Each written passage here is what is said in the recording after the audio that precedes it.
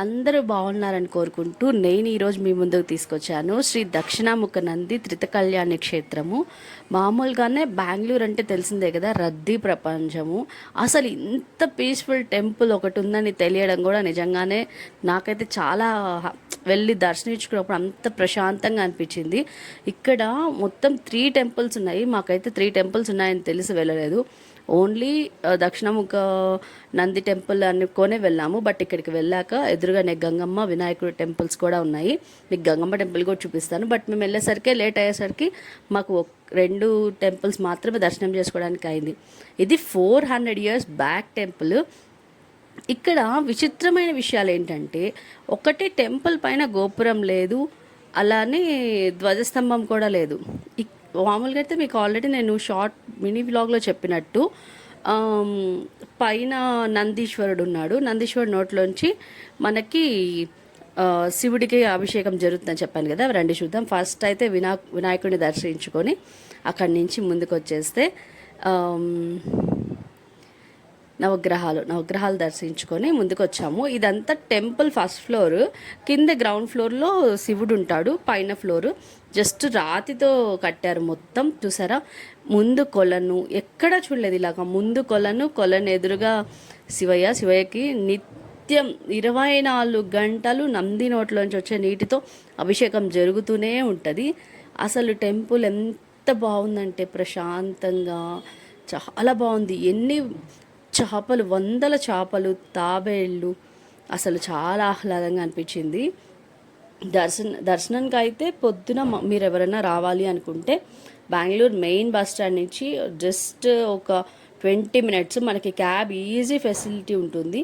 And మీరు ఎప్పుడైనా రావాలనుకుంటే ఎర్లీగా రండి. ఇక్కడ 3 టెంపుల్స్ ఉన్నాయి. మాకైతే ఆ విషయం తెలియక మేమైతే మిస్ అయ్యాం. నందీశ్వరుడు చూడండి. మామూలుగా మనం నందీశ్వరుని చూస్తాం, కానీ నాకెందుకో ఈ నందీశ్వరుని చూడగానే చాలా ఎంత మనశ్శాంతిగా చాలా బాగా అనిపించింది. ఇలా ఎప్పుడు అనుకొని ఇలా పెట్టారో తెలియదు, కానీ పైన నందీశ్వరుడి నోట్లోంచి వచ్చే నీటితోటి కిందన శివయ్యకి అభిషేకం జరుగుతూ ఉంది. ఎవరైనా రావాలి అనుకుంటే మల్లేశ్వరం బెంగళూరులోనే ఇది ఒక ఏరియా.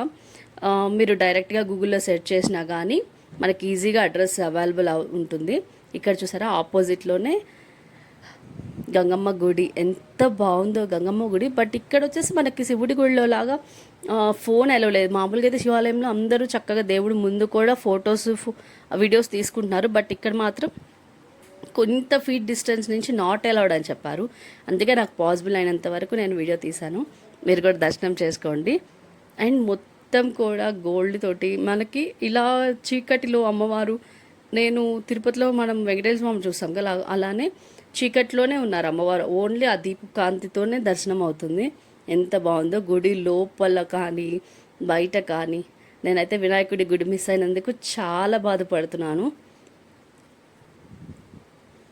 చూడండి, అద్దంలోంచి కూడా ఇంకా నీట్గా క్లారిటీ వ్యూ రావాలి, వ్యూవర్స్ చూడాలి అని చెప్పని అలా కూడా తీశాను.